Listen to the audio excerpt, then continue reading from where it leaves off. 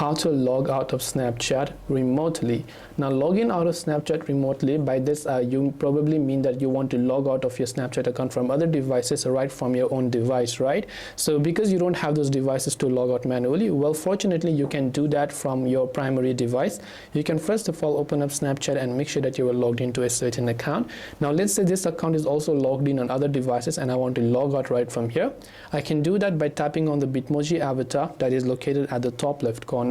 Then from there I can simply tap on the gear icon or the settings icon that is located on the top right hand side.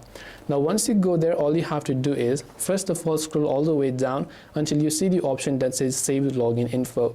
So when you go to Save Login Info, you'll see a list of devices that has your login information saved, but you can tap on the cross icon next to it and then delete those login information. The second thing that we want to go to is we want to scroll again up and then we want to look for an option called Session Management.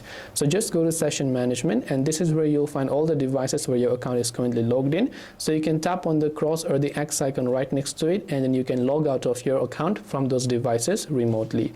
This way you will be able to log out of Snapchat remotely.